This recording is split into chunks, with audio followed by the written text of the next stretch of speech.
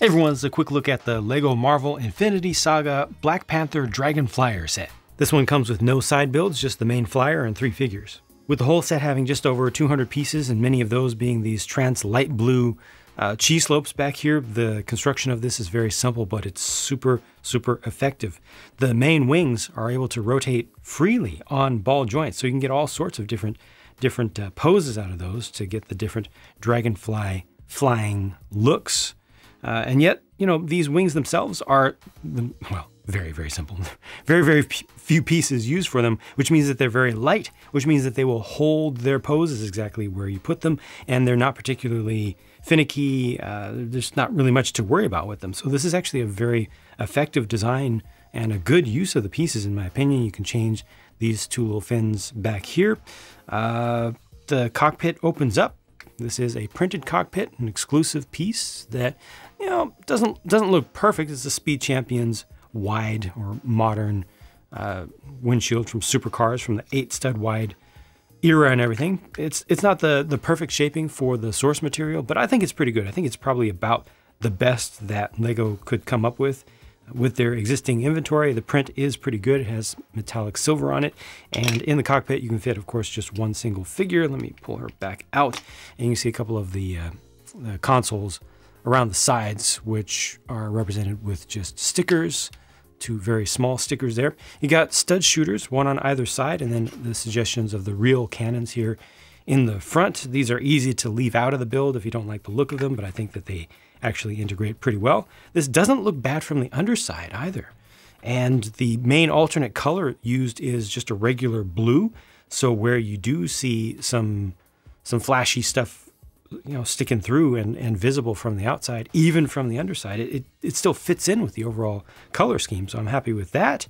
And you can see there's a pair of joints right here, a pair of ratcheted joints, in addition to being able to move these Uruk-hai swords, cleaver blades around that kind of represent the analog of legs in this dragonfly design. You can also turn the entire head like so to put it into its vertical launch position or its hovering position. And then you can just rotate the wings, you know, bring those up like that.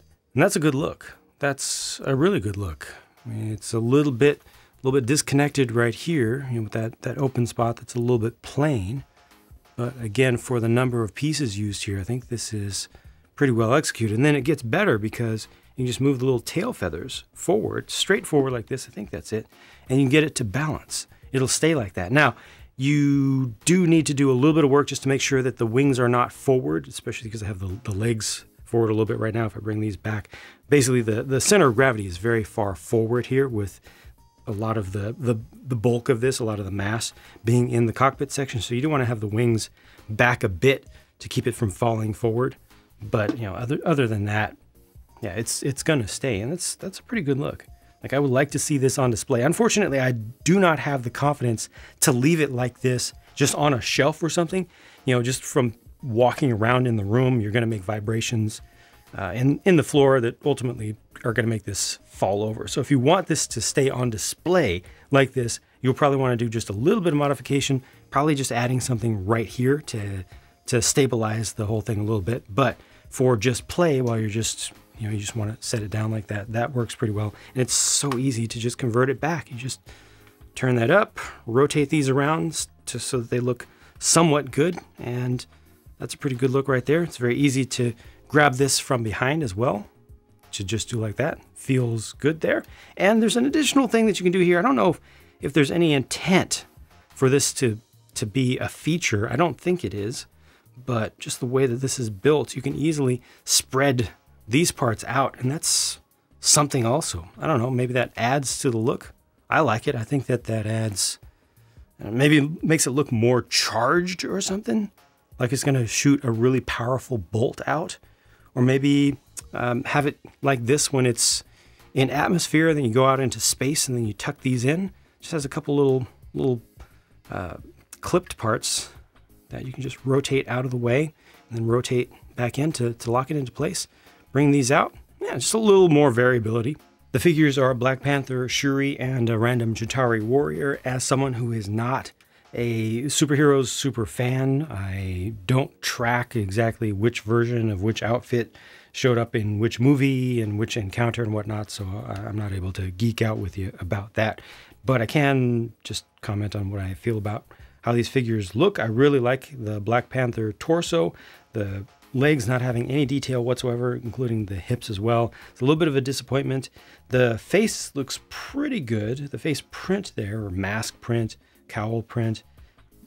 Feel like it could have used a little bit more detail, a little bit more depth. Shuri, on the other hand, feels pretty perfect. Again, it would have been nice to get a little bit of print down at least into the hip area, just to improve that transition from the highly detailed area to nothing. She's got her gauntlets there. The face printing is really good. And I like that Chitauri warrior as well, this version. Nothing exclusive or particularly special about it. Nothing new about it for this season, but I think it looks really good. And I also like the built-up weapon that he carries. It's not too large. Looking around the back, a lot more really good detail. All of this is good. I'm glad to see all of this indeed. Would have been nice if Black Panther could have gotten printed all the way around as well.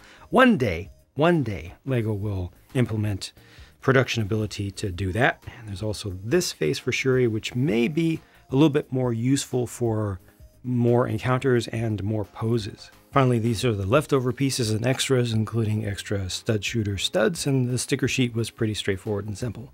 This costs $20 US for just over 200 pieces, and I feel like the overall value for the whole thing, no matter what the part count is, just for the amount of stuff that I see here in front of me, is really good. This feels very comfortable. If you see it for a price higher than $20 US, I don't recommend it. I saw that I think Target had this listed at $40 US at first. That's just a mistake. That is not the intent. But yeah, this is a really nice little vehicle. I mean, it looks good.